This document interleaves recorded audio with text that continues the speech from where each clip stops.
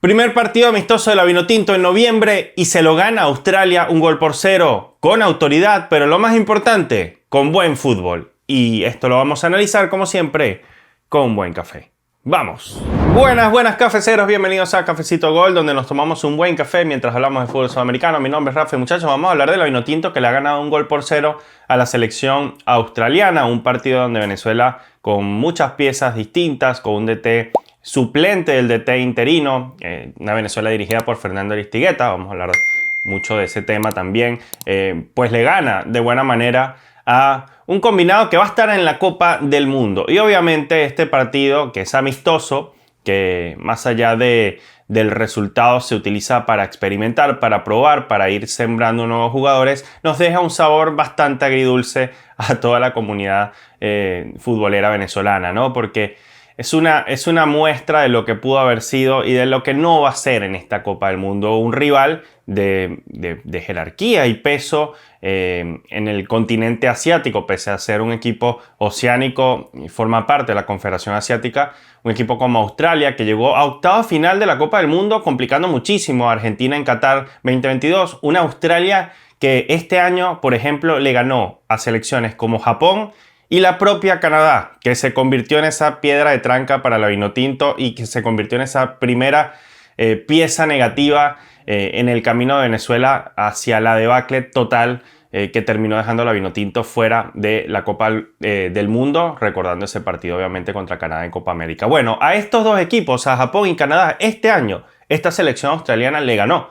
Una selección que venía en una muy buena racha, ganando muchísimos partidos, salvo el último que tuvo en octubre, que perdió 2-1 contra Estados Unidos. Pero es una selección competitiva, es una selección que además tiene muchas piezas jóvenes, un equipo muy físico, y nada de esto lo vimos en este encuentro amistoso contra la Vinotinto, porque Venezuela fue ampliamente superior. Así que vamos a hacer un análisis global del partido, vamos a hacer un análisis particular con relación a los jugadores, vamos a hacer la revisión también de lo que propuso el técnico, que me pareció muy interesante. Pero antes de todo eso quiero hacer un llamado a la mesura, a la calma y a la cordura, porque yo me quiero sentar acá también el día 18 o 19, cuando vaya a hacer el análisis de Venezuela-Canadá, porque ese partido va a terminar tarde, capaz lo hago al día siguiente. Bueno, va a ser así, ¿no? Porque empezará el 18 y terminará el 19. Mi idea ese día es poder sentarme acá y decirles, bueno muchachos, pasó esto en el encuentro, Venezuela jugó mejor o peor que en esta ocasión, o Venezuela no para de mejorar, pero yo quiero hacer ese análisis con la misma mesura que el que voy a hacer hoy. Hay que tener calma en las victorias, así como hay que tener calma, paciencia en las derrotas. No nos podemos venir demasiado arriba por un partido amistoso, como tampoco a partir de ahora nos podemos venir muy arriba con ninguna victoria que Venezuela logre hasta que alcance el objetivo primordial, que es ahora desarrollar su fútbol, si me preguntan a mí, por encima de ir a un mundial, y después, por supuesto, tratar de ir a una Copa del Mundo, obviamente de forma meritoria, ¿no?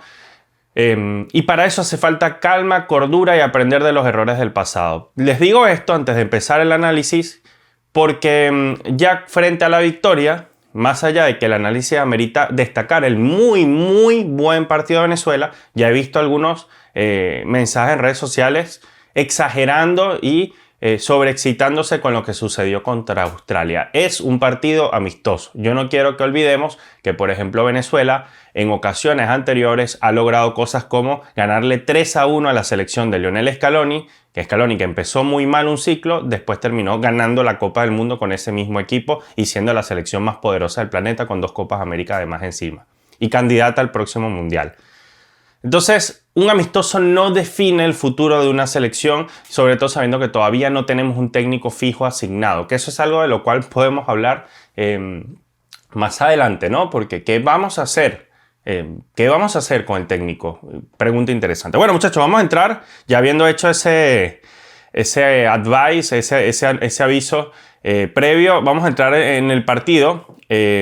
Destacar algunos puntos muy importantes: que Venezuela le gane 1-0 con DT suplente del interino, es decir, Fernando Aristigueta, reemplazando al técnico interino asignado, que es Osvaldo Vizcarrondo, que está ahora en la sub-17 dirigiendo a la Vinotinto, que juega contra Corea del Norte por el pase a octavos. Es algo muy interesante, ¿no? El técnico del Caracas asume el mando y muy rápidamente hace jugar un equipo de forma asociativa, queriendo el balón y tratándolo de muy buena manera, algo que nunca vimos en el ciclo de Fernando Batista. Nunca, ni siquiera en los mejores momentos de la Vinotinto, Venezuela quiso tener la pelota. Una Venezuela que tuvo 66% de posesión de balón. Yo no recuerdo semejante manejo de pelota contra un rival como este. No recuerdo en toda mi vida ver a Venezuela tener tanto la pelota contra un rival mundialista. Yo no lo recuerdo, no lo recuerdo. O sea, por allí, en un partido donde Venezuela se haya quedado con uno más, pero 66% de posesión de balón. Y ahora escuchen este dato. 91% de precisión en los pases, con 700 pases en total, 698. Miren, de 698 pases, Venezuela acertó 635. 91% de precisión en los pases, muchachos. Estamos hablando de un porcentaje élite para un equipo de fútbol. Pasar del 80% ya nos estandariza. Llegar al 90% no es cualquier cosa para una selección como la nuestra. Recuerden que por acá pasaron técnicos como Dudamel, que dijo que al venezolano le pesaba la pelota en los pies, que no nos gustaba el balón. Pues creo que esto muy rápidamente demuestra, repito, con Fernando Aristigueta al mando, como técnico interino del interino, que es un tipo muy capaz, pero muy joven, recién empezando su carrera, pues demuestra a Venezuela que el balón sí le gusta. Sí le gusta. Y que si le dan la pelota, que fue lo que hizo Australia, sabe qué hacer con ella. Y no pasó lo que por ahí nos habían dicho, bueno, el propio Batista, ¿no? Que él tenía que siempre jugar en largo. Sí, él te decía que él quería jugar de manera asociativa, buscar los espacios, atacar y ser vertical, hacer transiciones rápidas. Pues eso nunca pasó en el ciclo Batista, pasó muy poco, en 3-4 partidos recordados, pero de resto Venezuela nos metieron en la cabeza que no nos gustaba la pelota. Bueno, queda demostrado que no es así. Y de ese 91% de precisión de pases hay que destacar otro dato que me parece mucho más interesante, que es que hubo 80% de precisión en el último tercio de la cancha. Es decir, la toma de decisiones en el último tercio fue correcta. Fue correcta, 80%. Y eso genera un volumen de juego superior a lo que hemos visto en otros ciclos, en otros momentos de esta selección. Y esto genera una capacidad de llegar al área con más facilidad, ¿no? Y con mayor protagonismo. Todos estos datos son de SofaScore, los pueden ir a buscar y verán el respaldo de lo que estoy diciendo. Además hay que decir que esta Venezuela está totalmente renovada. Lo hablaba con mi amigo Santi del Paredón, mi amigo uruguayo, que no había visto en la nómina jugadores como Soteldo, como Brujo, como Salomón, como Navarro y así un montón más. Bueno, estamos hablando de jugadores que forman parte de las ligas, bueno, no está Savarino, Liga Brasileña, Liga Española, jugadores que tienen peso y jerarquía por los lugares donde están, por los clubes en donde representan o donde juegan semana a semana, pues uno podría decir, mira, es medio locura que no esté un tipo de Corinthians, uno de Fluminense, que no estén los dos de la Real Sociedad, Aramburu y Yángel Herrera por lesión, pero no están ninguno de los dos. Que no esté el tipo que es delantero del Real Oviedo ya por una cuestión etaria, obviamente de Salomón, que no esté Rafa Romo como arquero, que no esté el lateral izquierdo de Talleres de Córdoba, y tú dices, bueno, pero entonces ¿qué puso Venezuela en la cancha? Bueno, puso un equipo que se está renovando, muchachos, que se está renovando. Jugadores de la Primavera de Italia, como Luis Balbo, que lamentablemente salió lesionado. Jugadores como Alessandro Milani, que lo reemplaza, que juega en la Serie B de Italia y lo hizo de muy buena manera, sobre todo en el segundo tiempo, con muy buena labor defensiva, incluso proyectándose al ataque más que en el primer tiempo. Venezuela, que te puso a jugadores sub-23, varios jugadores sub-23. Venezuela, que te pone un delantero como protagonista a ser titular por primera vez en un partido, en este caso amistoso, y termina marcando y haciendo un muy buen partido, con un Telasco Segovia, Dani Pereira y sobre todo un Cristian Cáceres imperial, que para mí Cristian Cáceres fue el mejor del partido, ya les voy a decir por qué. Venezuela logra ser protagonista con esos jugadores que el propio Batista desechó y que dijo, mira, este no juega porque este no me gusta tanto, este jugador nunca me responde. No, en realidad el tipo estaba haciendo deslucir a casi toda la plantilla y a muchos de estos jugadores ni siquiera confió en ellos. Entonces, con muchos sub-23, con un equipo realmente joven de la Vinotinto, unos desconocidos para el resto del entorno sudamericano, Venezuela logra ganarle, repito, a un rival mundialista que venía en racha, que venía ganándole a Qatar, a Japón, 2 veces a Nueva Zelanda y repito, ganándole a la selección de Canadá que la vamos a enfrentar el día martes. Esto, a priori, estos son los datos que a mí personalmente me llaman más la atención de la victoria de Venezuela. Vamos a analizar el primer tiempo. A ver, más allá de la posesión, hay que decir que Venezuela, no solamente en el primer tiempo, sino a lo largo del partido, ejerció una presión tras pérdida como parte de su sello, como parte de sus características.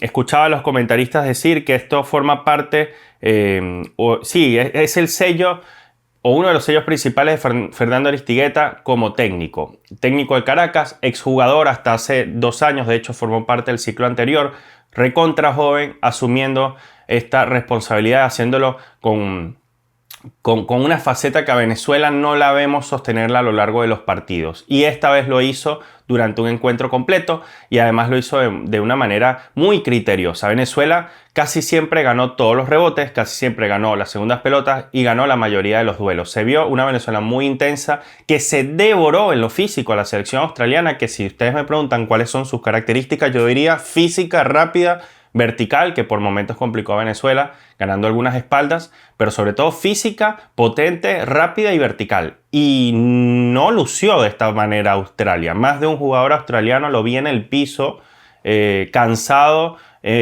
movido físicamente por algún jugador venezolano de menor talla, incluso de menor peso. Venezuela se vio muy bien y muy intensa en lo físico. Y eso me gustó, ¿no? Fue lo primero que me llamó la atención de ese primer tiempo. Hubo muy buen manejo en la mitad de la cancha. No vamos a decir tribote porque Telasco cumplió funciones más de 10 o está un poquito más adelantado, pero ese trío de jugadores del medio campo creo que fortalece mucho la idea de juego, la transparencia por la mitad de la cancha. Me refiero a lo que hicieron Dani Pereira, Cristian Cáceres y el propio Telasco Segovia. Repito, Telasco un poquito más adelantado, tratando de ser 10, aunque por momentos entendió que la pelota no le llegaba tanto y se retrasó un poco para asociarse con sus compañeros. Se juntaron bastante, se buscaron mucho. Un Dani Pereira que por momentos estuvo más adelantado que Cristian y por momentos se echó un poquito más para atrás para ser el jugador que sacara la pelota y que manejara el balón en la base de la jugada. Pero por momentos lo vimos rotando en ese rol con Cristian Cáceres, que es algo que yo he dicho que hay que hacer en la selección, con jugadores de buen pie en la mitad de la cancha, como demostraron ser en este partido Cristian Cáceres y Dani Pereira. Creo que la Vinotinto tiene para rotarlos en sus funciones, para que uno cumpla una función fija durante un momento determinado del partido y que otro lo releve cuando uno esté más cansado, quiera pasar a otro rol o sea necesario desde lo táctico. Y esto se vio, hubo mucha movilidad en roles entre Dani Pereira, que fue el encargado de hacer el pase largo para que se iniciara la asistencia de Echenique al gol de Jesús Ramírez. Dani Pereira, que empezó un poco impreciso en el primer tiempo, recibió un par de regaños de Cristian Cáceres Jr., que ejerció una función más de capitán en este partido, se le vio mucho carácter, pero que luego mejoró y mucho. Bueno, y un ejemplo de eso es el pase largo que inició el gol. La verdad que tremendo pase, un pase espectacular de muchísimos metros por delante. Cristian Cáceres se vio imperial. Imperial, fue el mejor de los tres. Evidentemente, no solamente recuperó de todo, recuperó todo, te recuperó todo. Hasta el Esequibo te recuperó el tipo. Pero además de eso, Cristian mostró tener esa calidad, esa finura para manejar la pelota, que es algo que le habíamos pedido en innumerables ocasiones con la selección y que nunca pudo aparecer. Y creo que esto se debió en parte a que las líneas de Venezuela se mostraron siempre muy juntas, así como el equipo tenía amplitud, es decir, podía jugar hacia las bandas y buscar los espacios y triangular y salir de alguna manera jugando por las bandas, que es algo que hemos visto muchas veces a la Vinotinto, sobre todo en la época que estaba Soteldo. O en la época de Machís, una Venezuela siempre de mucho juego por extremo. Más allá de eso, que Venezuela lo mostró en este partido con Gleiker y Echenique, vimos una Venezuela asociarse por el medio. Eso se debe a que las líneas estuvieron muy juntas, que ese equipo compacto que siempre hemos pedido y que siempre dijo Batista que quería ver y que él creía que Venezuela jugaba compacto, que nunca lo vimos, Venezuela sí lo mostró en esta oportunidad. Y eso hace que haya mejores relevos, que ganes las segundas pelotas y que estés mucho más confiado de equivocarte porque vas a tener un compañero que te releve y que te apoye tras una pérdida. Repito, la presión tras pérdida de Venezuela impecable. Si Venezuela perdía el balón, uno estaba tranquilo porque sabía que por lo general iba a haber un compañero allí relevando y ganando esa segunda pelota.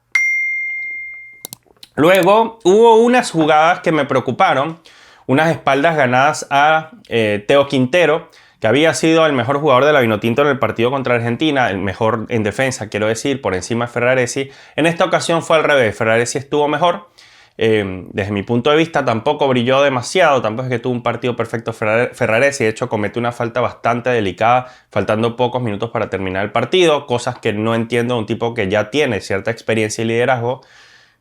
Pero Teo Quintero estuvo un poco más flojo, sobre todo a sus espaldas, se vio muy lento también para cortar los regates, muy lento para anticipar, se le vio lento en varias facetas del partido, no sé si es que no estaba cómodo porque le pusieron dos tipos muy rápidos, Touré y Inamura, ya les voy a decir exactamente, tiene un nombre, Iracunda.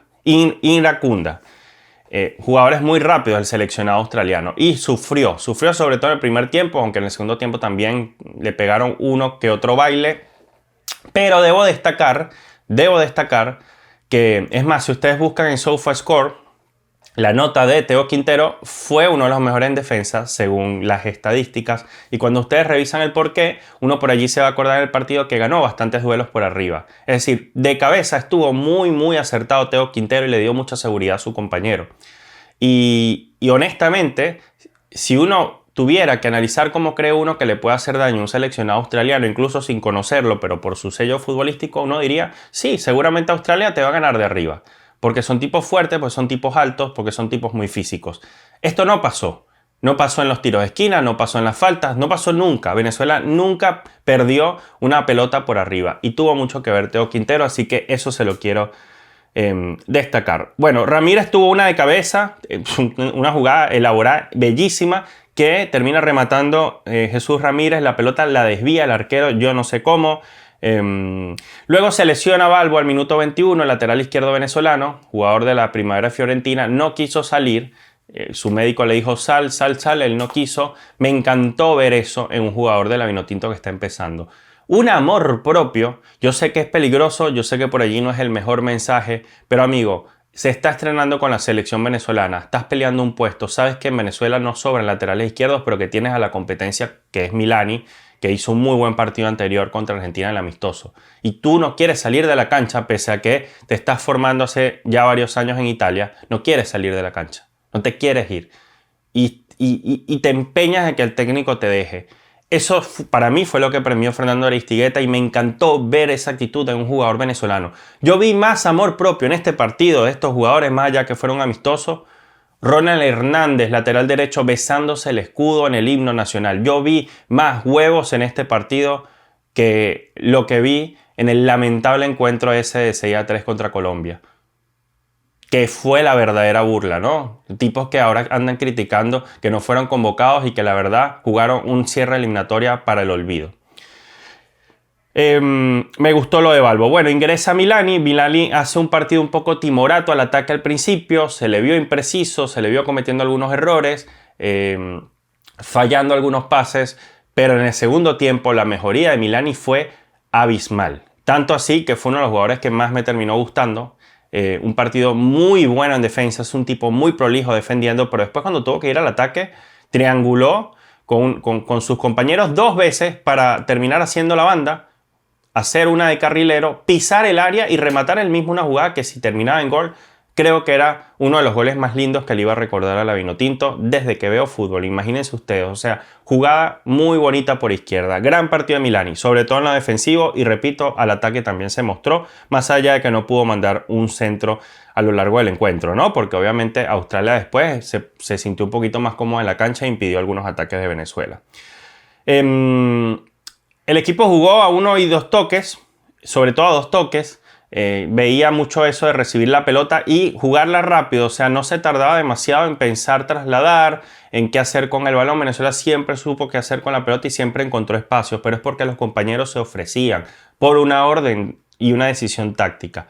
Esto muestra que no solamente se ve la mano de este entrenador, que fue el que tomó las decisiones en este partido, que fue el que dirigió de muy buena manera este amistoso, Fernando Aristigueta, mi respeto, sino que también se ve la mano del técnico interino titular, que es Osvaldo Vizcarrondo, que es un tipo que le gusta la posesión y que además pudimos ver también cómo Venezuela intentó salir jugando desde el arquero, sin rifarla, salvo en ocasiones. Venezuela también, cuando la tuvo que rifar ante alguna presión de Australia, que después adelantó línea en el segundo tiempo, pues Venezuela mandó en largo cuando lo tuvo que hacer, pero fueron pocas veces.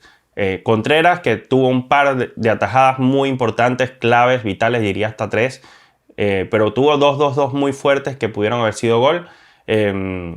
También destaco ese juego con los pies que fue muy criterioso, y Venezuela la verdad es que logró salir jugando como hace mucho tiempo yo no la veía. Quiero destacar el trabajo del primero y segundo tiempo, el partido completo de Cristian Cáceres nuevamente. Yo repito, para mí fue el MVP del encuentro. Tuvo un encuentro muy bueno, muy bueno. Y yo acá quiero... ¿Saben que dice mucho eso de que la selección debe girar en torno a un jugador? No. No, muchachos, basta de ese argumento, porque uno se ve tentado a decir que esta selección debe jugar ahora en relación o alrededor de Cristian Cáceres, o que en su momento pensamos que tenía que ser de alrededor de Savarino. Esta selección debe jugar alrededor de todos los jugadores, o sea, esta selección debe nutrirse en los complementos, debe nutrirse en la forma en cómo se entiende un jugador con otro, y la forma en cómo hubo simbiosis entre Cristian Cáceres y Dani Pereira, después que no se entendieron muy bien en los primeros minutos, pero después como se compactan en el segundo, como se empiezan a entender mejor con el paso de los minutos, es eso lo que yo aspiro a ver en una selección venezolana. Eso que llamaba Richard Páez los sincronismos, esos entendimientos entre jugadores en la cancha. Alrededor de eso debe girar la selección venezolana y cualquier selección que aspire a ganar algo o hacer algo por amor propio a la camiseta. A jugar al fútbol. Y el fútbol parte de las asociaciones, no de que todo el mundo gira alrededor de un hombre. Si no, vean cómo le costó a Argentina girar o estar alrededor de Messi para lograr algo. No le sirvió nunca eso.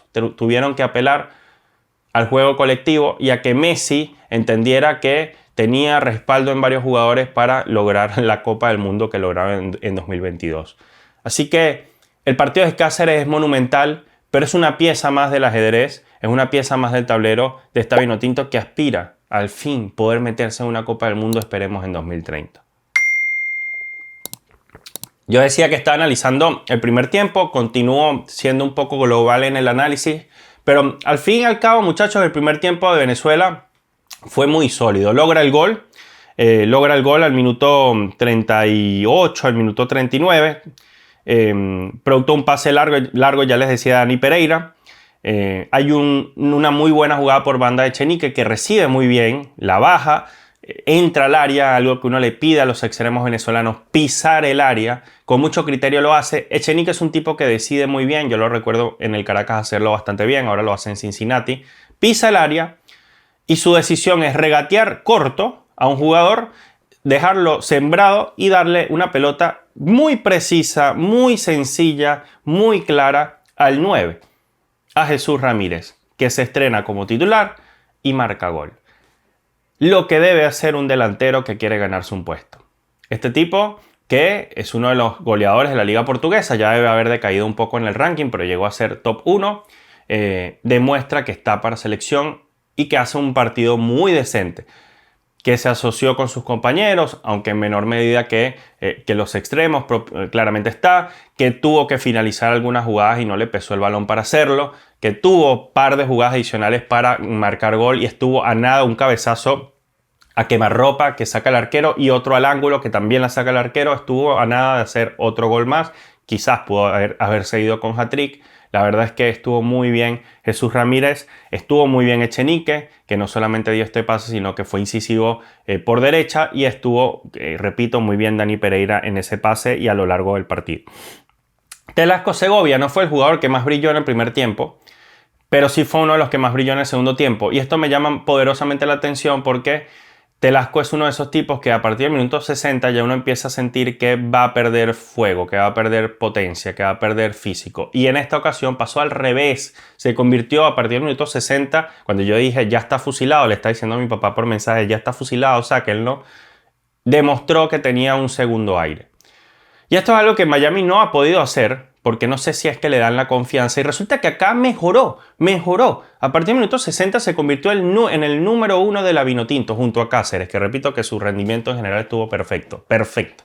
Bueno, mejora Telasco Segovia, pero también es porque se retrasa un poco más y repito, se empieza a entender más con Cristian.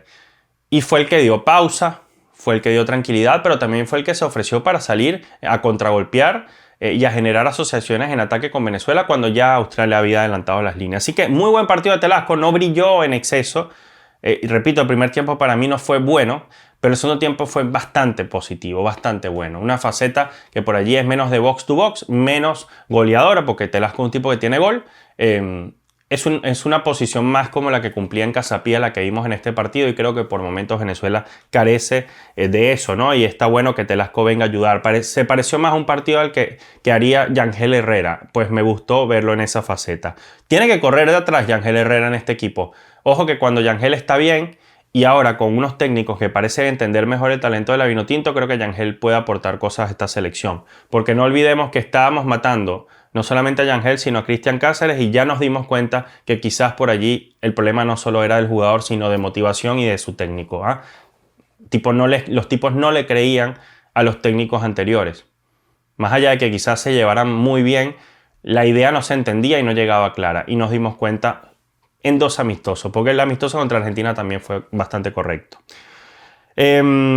Muchachos, Gleiker Mendoza salió a reemplazar al minuto 80. En 80 minutos hizo un excelente partido desde mi punto de vista. No fue el mejor, pero está en top 5. Porque más allá de que no tuvo metros por delante para hacer esa función de extremo que por allí uno quisiera ver de un tipo más habilidoso, más rápido, más de ganar las espaldas y los espacios, Gleiker entendió que debía sacrificarse en este encuentro, que no le iba a llegar una pelota en ventaja para atacar como lo hizo contra Argentina.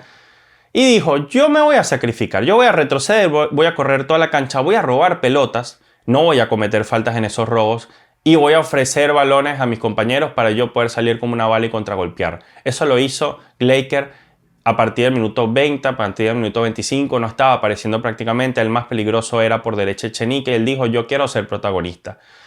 Y a partir de eso creció muchísimo Gleiker Mendoza. Me encanta lo que está mostrando como extremo izquierdo. Tuvo una muy cerca también ceñida al palo izquierdo del arquero, un remate que ha estado a nada Gleiker de marcar su primer gol con la selección y no dudo que va a llegar muy pronto. Muy buen partido de Gleiker también.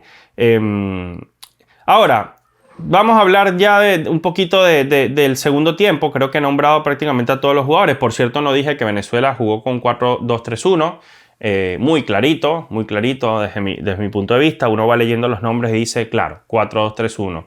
Pero esos dos jugadores del medio campo, Pereira y Cáceres, con unas funciones muy claras de doble pivote. Muy clarita esa función. Entonces ya tú no tenías a un solo jugador, como pasó contra Colombia, que quedó el Brujo Martínez solo.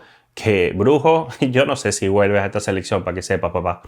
Quedó el Brujo Martínez y quedó solo porque Telasco Segovia se le dio una función más ofensiva. De hecho, el que marca el gol y el que inicia la jugada del segundo gol contra Colombia. Entonces el Brujo quedó solo, también, responsabilidad del técnico, contra un mediocampo colombiano que por lo general tiene dos o tres tipos para esas funciones.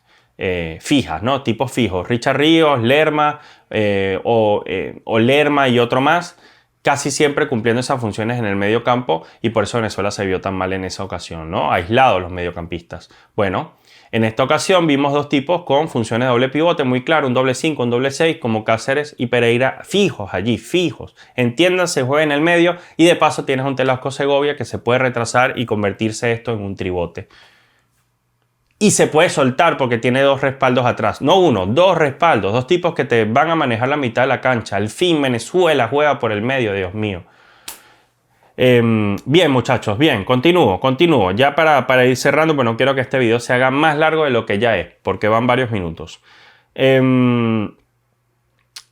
ver, minuto 77 empieza a ingresar Kevin Kelsey por Ramírez. Ingresa David Martínez por Ender Echenique. A David Martínez lo vi dubitativo, lo vi tímido, lo vi inseguro. Creo que después mejoró un poco, pero no lo pudimos ver demasiado. Lo propio de Kelce, aunque Kelce creo que sí entró un poco mejor.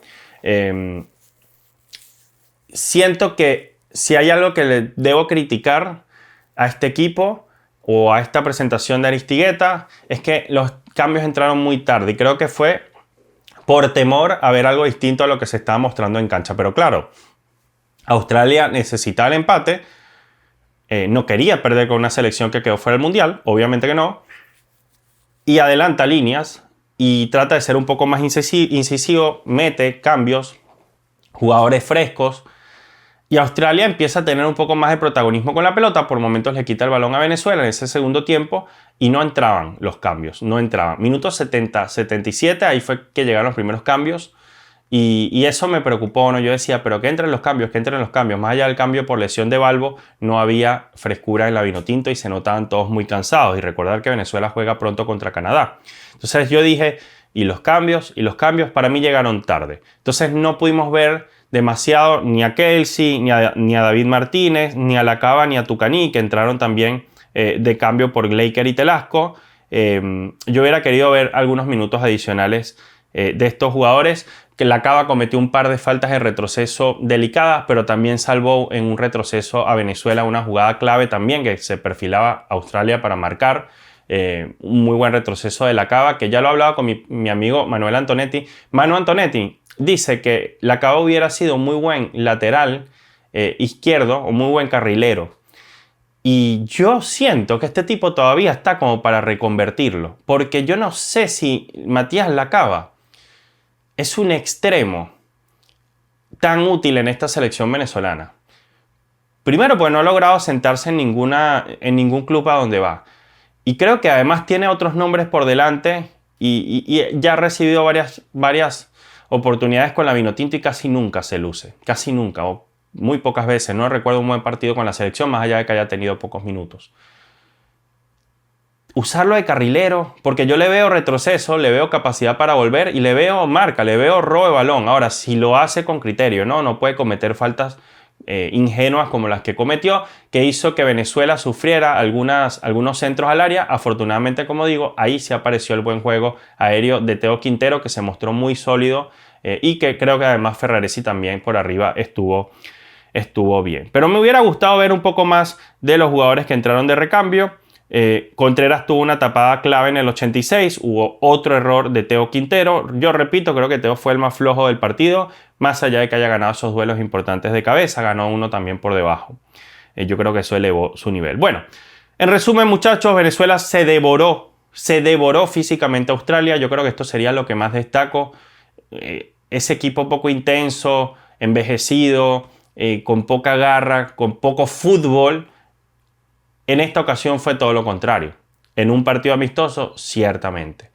Pero fue todo lo contrario. Contra un rival que si nos hubieran dicho que era el rival de repechaje, ya todo el mundo con la selección de Batista hubiese dado por perdido ese repechaje. Si es que hubiéramos clasificado a priori. O sea, recordar que estábamos diciendo que ojalá a Venezuela le tocara una selección de un nivel muy bajo en el repechaje, porque si nos tocaba, no sé, Panamá o Costa Rica, ya pensábamos que nos íbamos a ir a casa.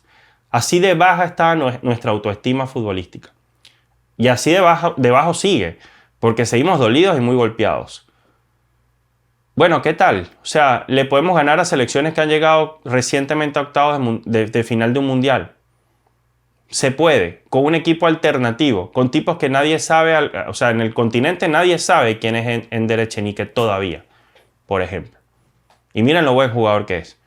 O quién es Luis Balbo o quién es Milani. Pues van a saberlo. Por cierto, y ya para mi penúltimo comentario. Ronald Hernández es jugador de selección. Acá un soldado del fútbol de Ronald Hernández de siempre. Yo sé que comete errores, yo sé que seguramente va a cometer pronto un error y van a decir, tú eres loco, Rafa, ¿quién te manda a estar pidiendo jugadores así para selección? Ronald Hernández tiene 3 procesos de selección. Es un tipo que cada vez que viste la camiseta muestra capacidades para ir al ataque. Es un tipo que tiene asistencias, que tiene goles con la Vinotinto. Es un tipo que tiene goles en momentos importantes como Copa América, a perfil cambiado, que tiene asistencias en eliminatorias, no en cualquier contexto, en eliminatorias, en partidos bravos, que tiene protagonismo en ese 3-1 de Venezuela contra Argentina de Scaloni en amistoso, que fue parte de esa generación sub-20 subcampeona del mundo. Ronald Hernández se besó el escudo en pleno himno nacional y nos demostró en este partido que cuando está enfocado y clarito no te pierde un duelo. Y pierde duelos en la MLS y pierde su puesto de vez en cuando, yo lo sé, pero el tipo es un jugador de selección. Al menos para tenerlo de segunda opción después de John Aramburu si quieren.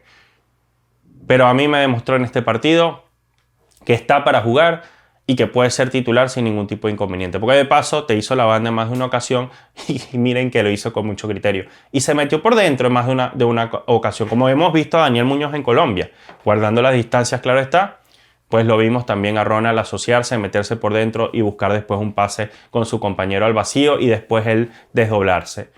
Lo que uno le pide a los laterales lo vimos en este encuentro, tanto por derecha como por izquierda. Y eso, muchachos, más allá del sabor agridulce de pudimos haber estado en el Mundial, más allá del dolor, esas cosas yo las aplaudo, más allá de la decepción y más allá de que a veces no queremos saber nada de nuestra hermosa Vinotinto.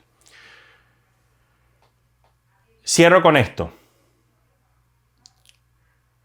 Yo creo que no nos debemos olvidar, yo sé que estamos en una especie de borrón y cuenta nueva, de un nuevo proceso de mirar hacia adelante. Yo creo que debemos tener memoria. Cada vez que Venezuela marque un gol, cada vez que Venezuela gane un partido, acordémonos de la frase nefasta recientemente dicha por Batista de van a saber valorar con el tiempo lo que yo hice. Acordémonos para jamás cometer el nefasto error de volver a contratar a un vendehumo, a un estafador del fútbol similar a este terrible técnico que pasó a tratar de destruir, con o sin intención, me imagino que sin intención, pero a destruir el fútbol venezolano, que ya de por sí está bastante maltrecho. No necesitaremos nunca más a un tipo como Fernando Batista. Jamás. Entonces, para que no se nos olvide y no volvamos a cometer error, o ese error, tengamos memoria y no pasemos la página tan rápida. Cada vez que haya un gol o una buena participación de Venezuela, de ahora a 5 años, nos faltan 5 años por culpa de ese mal manejo, de ese tipo tan terco que nunca quiso escuchar a la fanaticada ni a la prensa y quizás tampoco a sus jugadores. Por su culpa vamos a tener que esperar 5 años porque no pudimos quedar por encima de Bolivia en las eliminatorias más fáciles de la historia y miren lo que juega un equipo con jugadores que jamás él quiso darles protagonismo. Así que cada vez, repito, que haya un gol de Venezuela, una buena participación, acuérdense de Batista. Y mándale cariño. No a sus redes, sino al vacío. Tiren una grosería al vacío, para que se desahoguen, para que se quiten esa rechera de encima. Porque tenemos mucha rechera con relación a nuestra selección, con todo lo que hemos tenido que vivir. Y repito, 5 años nos vamos a tener que calar. Y mientras pasan esos 5 años, vamos a seguir teniendo un montón de gente que nos dice que Batista fue un héroe en Venezuela. Prepárense para lo que van a decir los medios de comunicación, sobre todo en Argentina. A mí ya me empezaron a llover insultos en mis redes diciendo, muertos, al fin nos enseña a alguien a jugar al fútbol. Por eso les digo, con toda esa lavada de cara que le han dado a Batista, cada vez que Venezuela lo haga bien, con sus técnicos criollos, acuérdense del tipo para no volver a cometer ese error. Muchachos, me voy. Para otro debate, para otro video y esperando también el amistoso contra Canadá, quiero ver si generamos también esa discusión de cuál va a ser el técnico. Porque pasa el tiempo y mientras más me hablan de Tite, y esta es primera vez que me voy a pronunciar sobre qué técnico quiero, yo no estaba seguro, todavía no estoy 100% seguro, pero mientras más se habla de un Tite y de buscar a, qué sé yo, cualquier tipo ahí que esté en el mercado desde hace tiempo sin trabajar, repito, más me acuerdo del vendehumo de Batista y menos ganas me da que venga un tipo que venga a llevarse plata sin lograr ningún tipo de progresión y objetivo. Así que, salvo que a mí me traigan a Gustavo Alfaro al día de hoy, Yo prefiero quedarme con Osvaldo Vizcarrondo y Fernando Aristigueta como parte de este equipo. Y si es Osvaldo solo, bienvenido sea. Lo dije, primera vez que lo digo, no estaba a favor de esta idea, hace 2 meses no estaba, pero estoy cansado de esa búsqueda del Mesías que no llega. Salvo que me traigan a mí a Gustavo Alfaro, yo no quiero cualquier técnico, repito, que esté desempleado o recién operado y que tú no sabes si te va a dar garantía más allá de llevarse un montón de plata a la federación. Prefiero que inviertan esa plata en nuestro fútbol. Porque sé que invirtiendo esa plata en nuestro fútbol y en técnicos que lo desarrollen y les duela el fútbol, creo que así sí vamos a terminar llegando a un mundial tarde o temprano. Gracias por acompañarme en este largo cafecito, pero mira que me entretuve hablando de este partido. ¡Chao!